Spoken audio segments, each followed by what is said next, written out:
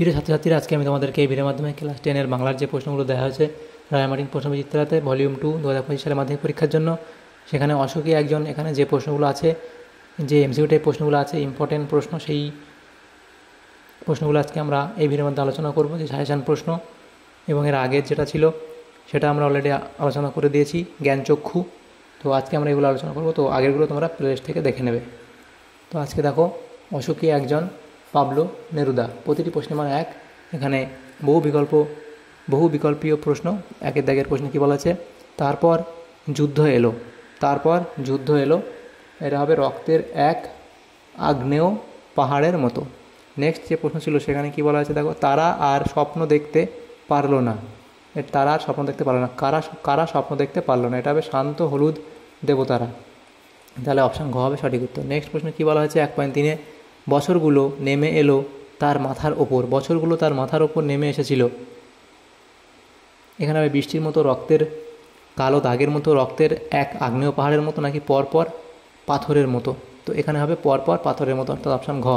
Next প্রশ্ন, ডুবে ছিল ধ্যানে কত দিনের ধ্যান, ডুবে ছিল ধ্যানে কত দিনের ধ্যান, এটা হবে 1000 বছর, অপশান গ।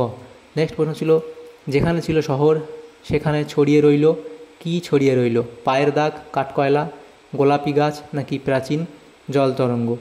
তো এখানে তোমাদের সঠিক উত্তর হবে কাঠকয়লা, অপশান খ। নেক্সট প্রশ্ন, ধরে গেল আগুন কোথায়, এটা হবে সমস্ত সমতলে, অপশান ঘ। নেক্সট প্রশ্ন, যুদ্ধের আগুনের দাবদাহে নষ্ট হয়ে গেল যে বাদ্যটি, তা হলো জলতরঙ্গ, অপশান ঘ। নেক্সট প্রশ্ন, অনুরূপ প্রশ্ন ছিল কি, প্রাচীন জলতরঙ্গ সব চূর্ণ হয়ে গেল, জলতরঙ্গ হলো জলের ঢেউ, এক ধরনের অস্ত্র, এক ধরনের কলম, নাকি এক ধরনের বাদ্যযন্ত্র। সঠিক উত্তর হবে অপশান ঘ, এক ধরনের বাদ্যযন্ত্র। নেক্সট প্রশ্ন, অশোকী একজন নামক কবিতায় কার হেঁটে যাওয়ার কথা বলা হয়েছে।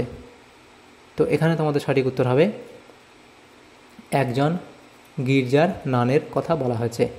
নেক্সট প্রশ্ন, অশোকী একজন কবিতাটি মূল কোন ভাষায় রচিত, ফরাসিতে, আরবিতে, স্প্যানিশে, নাকি ইংরেজিতে।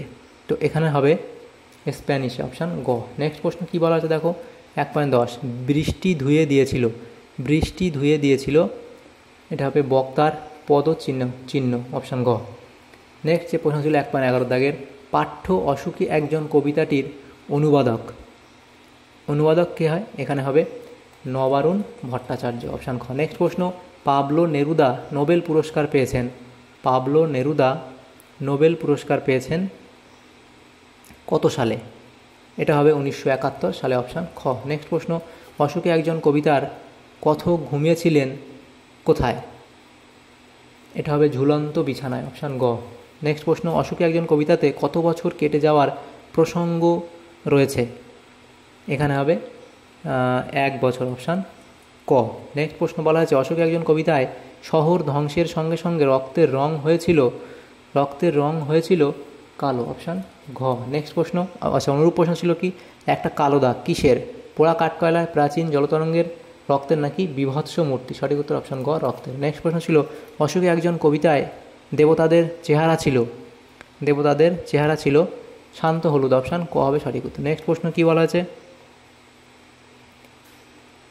পড়ল মন্দির থেকে টুকরো টুকরো হয়ে, কি পড়লো, এখানে তোমাদের হবে শান্ত হলুদ দেবতারা। এর পরের প্রশ্ন দেখো 1.18-তে, তারপর ড্যাশ এলো, এটা হবে অপশান খ, অর্থাৎ যুদ্ধ এলো। নেক্সট প্রশ্ন, শান্ত হলুদ দেবতারা 1000 বছর ধরে ধ্যানে ডুবে থেকে স্বপ্ন দেখেছিলেন। নেক্সট প্রশ্ন, সে জানতো না, উদ্ধৃতাংশে সে বলতে বোঝানো হয়েছে একজন সাধারণ নারীকে। নেক্সট প্রশ্ন, কবি পাবলো নেরুদার জন্মস্থান চিলি, পেরু, ফ্রান্স, নাকি ইতালি। তো এইখানে হবে চিলি, অপশান ক হবে সঠিক উত্তর, চিলি। আচ্ছা, নেক্সট প্রশ্ন কি বলা আছে, যেখানে ছিল শহর সেখানে ছড়িয়ে রইল কাঠকয়লা, কারণ যুদ্ধের লেলিহান শিখায় সব কিছু পুড়ে ছাই হয়েছে। নেক্সট প্রশ্ন, অশোকী একজন কবিতায় কবি কার অসুখী হওয়ার কথা বলেছেন, এখানে হবে কবির নিজের কথা তিনি বলেছেন। নেক্সট প্রশ্ন, অশোকী একজন কবিতাটি অনুবাদকের কোন কাব্যগ্রন্থের অন্তর্গত, এটা হবে বিদেশি ফুলে রক্তের ছিটে। নেক্সট প্রশ্ন, অশোকী একজন কবিতাটির ইংরেজি তর্জমাটি হলো দ্য আনহ্যাপি ওয়ান, নেক্সট প্রশ্ন, দোমড়ানো লোহা মৃত ড্যাশ মূর্তির বীভৎস মাথা, শূন্যস্থান পূরণ করো। এখানে তোমাদের কটা হবে? এটা হবে পাথরের মূর্তির বীভৎস মাথা। তাহলে দেখো এখানে আমাদের যে প্রশ্নগুলো ছিল এমসিকিউ টাইপ প্রশ্ন, অশোকের একজন কবিতায়, সেই প্রশ্নগুলো আমরা আলোচনা করলাম। যে সাজেস্টিভ যে প্রশ্নগুলো ছিল সেগুলো আলোচনা করলাম আমরা এই ভিডিওর মাধ্যমে। যদি তোমাদের সমর্থন উপরে এসে থাকে তো অবশ্যই লাইক করবে, আর চ্যানেল নতুন তো অবশ্যই চ্যানেলকে সাবস্ক্রাইব করে রাখবে পরবর্তী প্রশ্ন উত্তরগুলো পাওয়ার জন্য। Thank you, thanks for watching.